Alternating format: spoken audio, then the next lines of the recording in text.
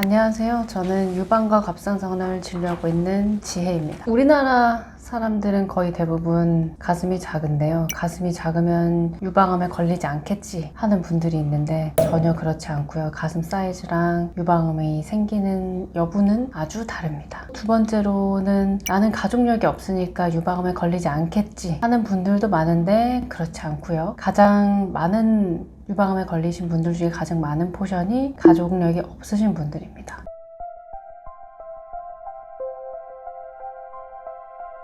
첫 번째 통증은 여성들이 굉장히 많이 겪는 증상들인데요. 여성 호르몬 밸런스에 따라서도 통증이 생길 수 있고 간단하게 염증이 생겨서도 통증이 생길 수도 있습니다. 통증의 원인은 원체 많기 때문에 너무 걱정하실 필요는 없고, 두 번째 말씀하신 거는 멍울인데요. 멍울이 잡혔다고 하면 유방암의 가능성은 분명히 있습니다. 그래서 통증과 멍울이 같이 있다라고 하면 저는 멍울에 더 초점을 맞추고요. 그 다음에 통증만 있다라고 하면 이게 생리 주기와 연관이 있는지를 여쭤봅니다. 그래서 생리 주기와 연관이 있는 통증이에요 라고 하면 너무 걱정하지 않으셔도 됩니다.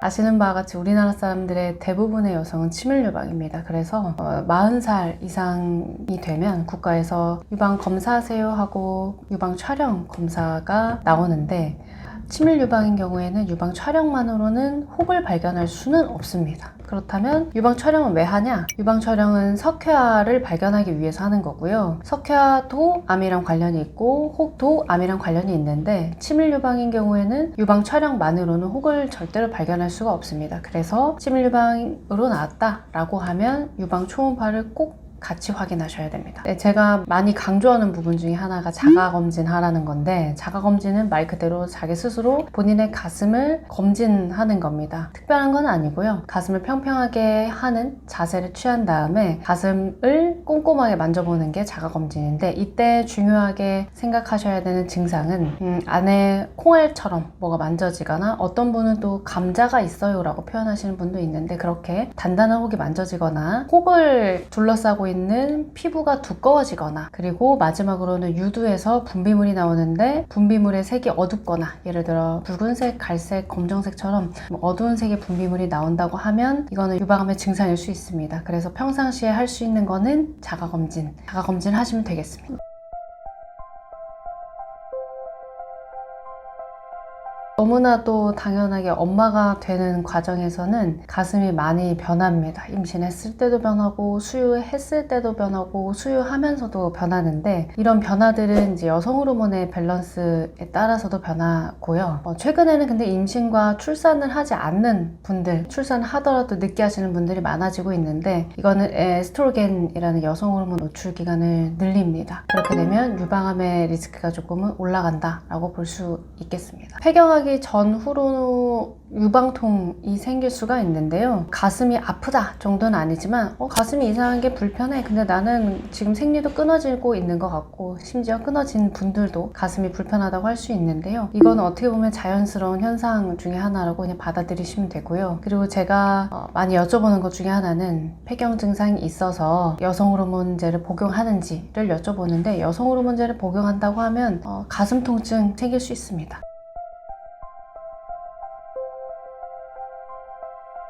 우리가 제일 중요하게 생각하는 거는 유방암이냐 유방암이 아니냐, 이게 가장 중요한데요. 증상은 멍울이 가장 중요하고요. 그러니까 뭔가가 가슴 안에 단단하게 만져진다, 가장 중요하고요. 두 번째로는 가슴을 덮고 있는 피부의 변화도 중요합니다. 피부가 점점 두꺼워지면서 안에 구멍이 송송송 오렌지 껍질처럼 보인다, 피부가 단단하다 라는 거는 유방암일 때 이렇게 나타날 수도 있고요. 그리고 또 많은 증상 중에 하나는 유두로 이제 유두 분비물이 나타나는 건데, 유두 분비물 색깔은 여러 가지 종류인데, 여러 가지 중에서도 색이 어둡다 라고 하면, 예를 들어 빨간색, 갈색, 검정색이다 라고 하면 안에 피가 섞여 있는 분비물이라는 뜻이고, 이런 경우에는 유방암과 연관이 있을 수 있기 때문에 검사를 하셔야 됩니다. 가슴 검사는 항상 기본적으로 유방 촬영, 그 다음에 초음파 이렇게 생각하시면 생각하시면 되고요. 그다음에 여기에서 어떤 식으로 어떤 병변이 보이는지에 따라서 그 다음 스텝인 조직검사 방법이 결정됩니다. 겨드랑이가 붓는다는 거는 겨드랑이 자체가 그냥 동그랗게 부어 보일 수도 있고요. 안에서 정말 돌멩이 같은 게 만져져서 겨드랑이가 부어 보일 수도 있는데, 가장 간단한 방법은 초음파를 보는 거고요. 그 다음에 난 정말 검사하기 싫어 이러면은 시간이 지나면 그냥 알 수 있습니다. 예를 들어서 안에서 동글동글한 게 만져져 라고 하면은 겨드랑이 림프절이 커졌을 경우가 대부분인데, 겨드랑이 림프절은 뭐 예방접종을 맞아도 커지고 아니면은 어깨 주사를 맞아도 커지고 뭐 등등 다양한 이유가 있는데, 이건 시간 지나면 괜찮아집니다. 시간이 지나고 나서 이런 동글동글한 게 만져지는 게 없어졌다 라고 하면 안심하시면 되고요. 그게 아니라 시간이 지났는데도 불구하고 여전히 만져진다 라고 하면 겨드랑이 부위를 초음파 보시면 좋을 것 같습니다.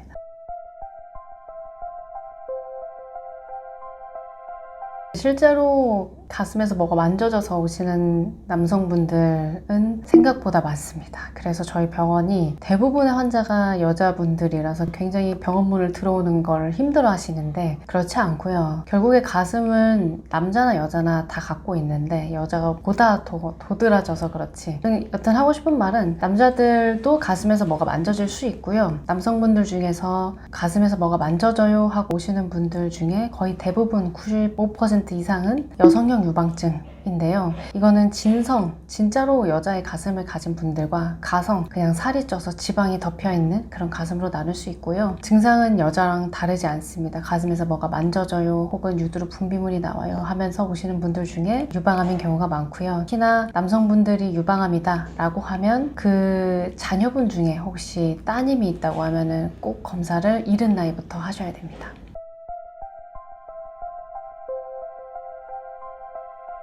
유방 촬영은 정말 아픈 촬영은 맞는데요. 우리가 유방암을 발견하기 위한 검사 중에 가장 기본적인 검사가 유방 촬영인데, 유방 촬영을 할 때 뭘 보냐면 미세 석회화라는 걸 봅니다. 아주 작은 석회화라는 뜻인데, 이걸 보려면 유방을 아주 얇게 짓눌러야 엑스레이가 통과하면서 석회화를 잘 표현을 할 수가 있고요. 그 다음에 잘 눌러야 또 그만큼 방사선 양도 줄어듭니다. 그래서 많이 아프고 불편하겠지만, 유방 촬영은 초기 유방암을 발견하는 데 있어서 정말 필수적인 검사이고요. 촬영할 때 우리가 한쪽 가슴당 2컷씩 촬영을 하는데, 이때 엄청나게 긴 시간이 아닙니다.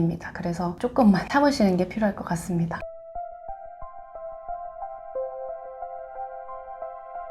바이러스 카테고리는 0부터 6까지가 있는데요. 숫자가 높아지면 높아질수록 안 좋다고 그냥 생각하시면 되고, 바이러스 카테고리 중에 0, 제로가 있는데, 제로는 완벽한 검사가 아니다 라는 뜻으로 판정 유보라고 생각하시면 됩니다. 그러니까 기억하셔야 되는 거는 바이러스 카테고리 중에 4만 생각하시고요. 4 이상이다 라고 하면 조직 검사를 해야 된다 라고 생각하시면 됩니다. 그리고 바이러스 카테고리가 0으로 나왔다 라고 하면 다른 무언가 어떤 검사를 해야 되는구나, 이렇게 알고 계시면 됩니다. 조직검사는 말 그대로 조직을 채취해서 이제 현미경으로 자세히 봤다라는 검사이고요. 여기에서 우리가 카테고리를 나눌 수 있는 게 양성과 악성이 있고요. 악성이 암이라는 뜻이고, 암은 0기부터 1기, 2기, 3기 이렇게 갈 수 있겠죠. 그 다음에 양성도 심플하게 그냥 갖고 있어도 괜찮은 그런 양성도 있고요. 고위험이라는 카테고리는 여러 가지가 있는데, 그런 애들은 나중에 이게 암이 될 수도 있어 라는 뜻으로 받아들이면 될 것 같습니다.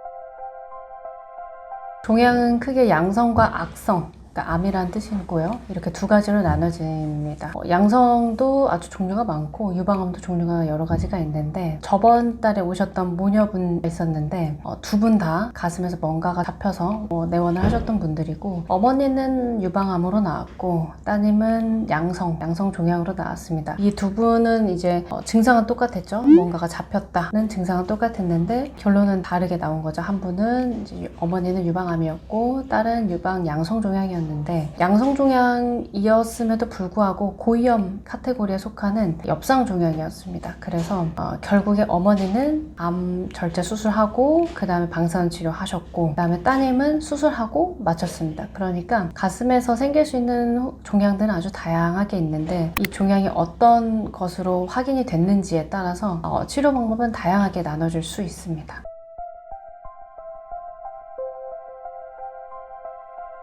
암을 사실 예방하기에는 쉽지는 않은데요. 유방암과 관련된 팩터들은 몇 가지가 있습니다. 첫 번째는 여성 호르몬 치료를 최소한의 기간만 하는 것이 가장 좋고요. 물론 호르몬 치료를 한다고 유방암이 엄청나게 증가하거나 하는 건 아니지만 그럼에도 불구하고 확실히 영향을 준다라는 거는 정설이거든요. 그래서 호르몬 치료를 하더라도 최대한 짧게 하는 게 필요하지 않을까 하는 생각이 듭니다. 그리고 두 번째는 체중이 많이 나가면 많이 나갈수록, 그러니까 비만도가 높아지면 높아질수록 유방암에 걸릴 확률이 많이 높아집니다. 그렇기 때문에 적정 체중을 유지하는 것이 가장 좋고요. 저는 저체중을 유지하라고 얘기를 하는데 저체중을 유지는 못하더라도 그냥 적정 체중을 유지하는 것이 필요할 것 같습니다. 그리고 규칙적으로 운동하는 것도 좋다고 알려져 있고요. 비타민 D 수치가 낮은 거랑 유방암과의 상관관계가 있는 것으로 나타났습니다. 그래서 비타민 D는 자외선이 피부에 닿았을 때 생성이 되기 때문에 야외 활동을 하시면서 적절한 운동을 하시면 좋을 것 같습니다.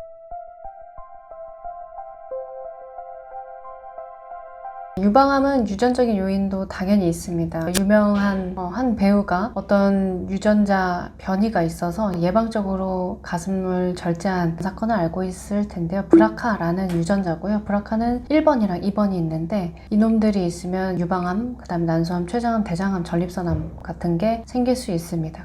이런 유전자 변이가 있으신 분들은 당연히 일찍부터 검사를 하시는 게 필요하고요. 그 다음에 우리가 또 중요하게 생각하는 게 가족력인데요. 가족력은 말 그대로 가족 중에 누군가 아픈 사람이 있었다라는 건데 촌수가 가까우면 가까울수록 가족력이 좀 높다, 세다 라고 표현을 할 수가 있겠고요. 가까우면 가까울수록 그 다음에 발병 연령이 낮을수록 가족력은 좀 높아집니다. 가족력이 있고 그 다음에 발병 연령이 낮은 편에 속했다라고 하면 일찍부터 검사를 받으시는 게 좋겠습니다.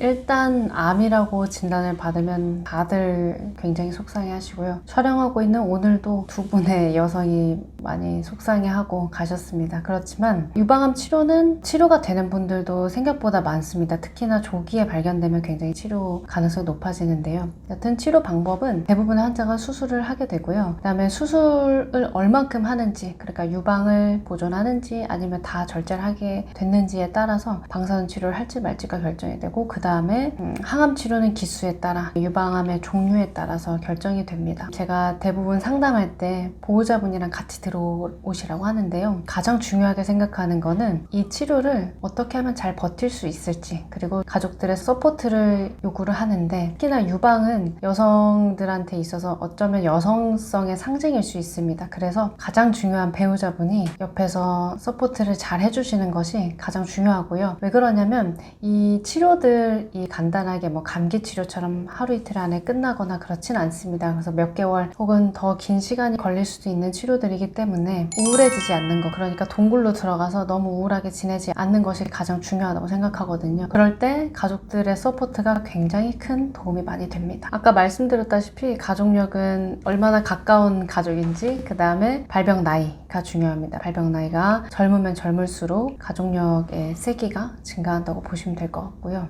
아까도 잠깐 말씀드렸는데 아버지가 만약에 유방암에 걸렸다라고 하면 자녀분 중에 따님이 있다고 하면 따님이 유방암에 걸릴 확률은 아주 높아집니다.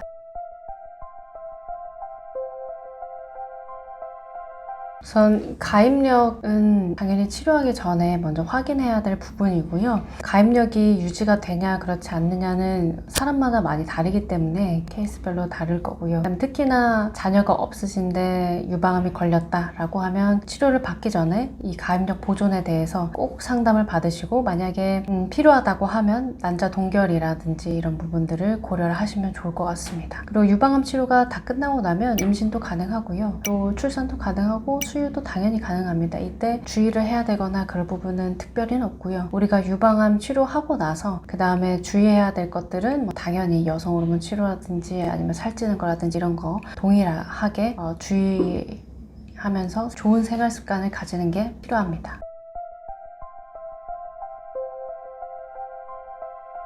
유방암 중에 호르몬 양성 유방암이라고 있는데요. 이런 경우에는 여성 호르몬을 서프레션, 다운시키는 그런 치료를 하는 건데, 이런 호르몬 치료는 보통은 5년 하기도 하고 10년 하기도 하는데, 이런 호르몬 치료를 꼭 하셔야 재발을 억제하는 데 도움이 됩니다. 그리고 당연한 건데 다시 한번 말씀드리면 여성 호르몬 복용, 그 다음에 비만은 유방암의 아주 큰 적입니다.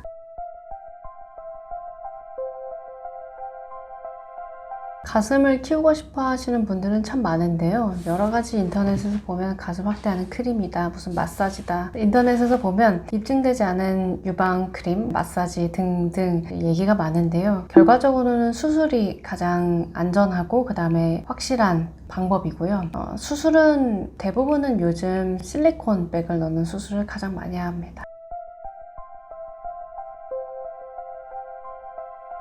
알고 계신 대로 2030의 유방암 진단율이 요새 많이 올라가고 있는데요. 이분들은 꼭 검진 대상자들이 아니기 때문에 검진을 평상시 하지 않는, 그러니까 증상이 나타나서 병원에 오시는 분들이 많습니다. 결론은 본인의 가슴을 잘 관찰하고 그 다음에 자가검진을 평상시에 잘 하시는 분들은 조금의 변화도 금방 눈치를 챌 수 있기 때문에 이런 분들은 오셨을 때 너무 늦지 않게 유방암을 진단을 하신 경우들이 많은데, 본인 가슴에 굉장히 묻어나고 그냥 평상시에 만져보지 않으신 분들은 나이가 어리더라도 늦은 3기, 4기의 기수에 오시는 분들이 좀 최근에 있었는데요. 결론은 평상시에 자가검진을 열심히 하자입니다.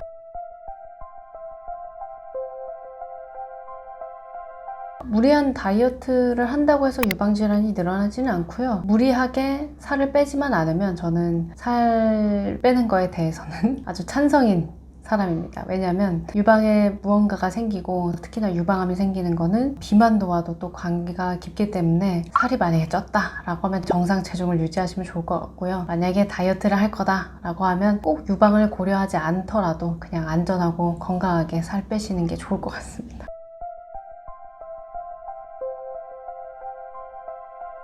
속옷과 유방암은 사실 상관관계는 없고요. 속옷을 구매하실 때는 본인한테 맞는 사이즈를 착용을 해야 편안하게 착용하실 수가 있고요. 속옷과 유방 상관관계는 어떤 부분이 있냐면 유방이 처지는 부분과 연관이 있습니다. 그래서 적당한 사이즈를 입으셔야 유방이 처지는 것을 조기에 막을 수 있습니다.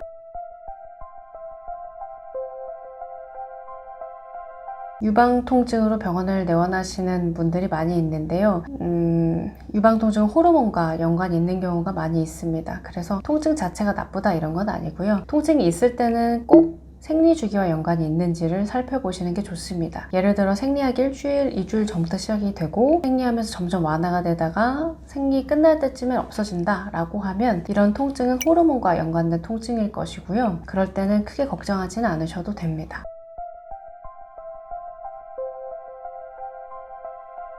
유방 제자리암은 암세포가 말 그대로 유관 안에 제자리에 있다라는 뜻이고요. 유관을 침범하지 않은 상태입니다. 그리고 우리가 일반적으로 알고 있는 그냥 유방암이라고 하면 1기암부터 얘기를 하는데요. 이 경우에는 유관을 침범한 경우를 얘기를 합니다.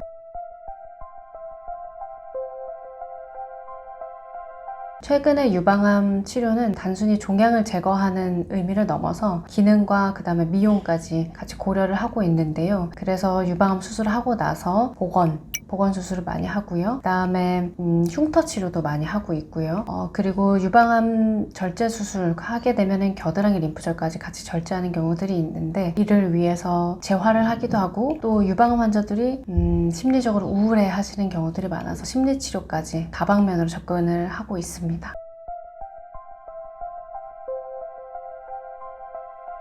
유방암은 조기에 발견할수록 굉장히 치료 성적이 좋습니다. 그래서 막연히 불안해하지 마시고요. 걱정하지 마시고 평상시 본인의 가슴에 꼭 관심을 가지시기 바랍니다.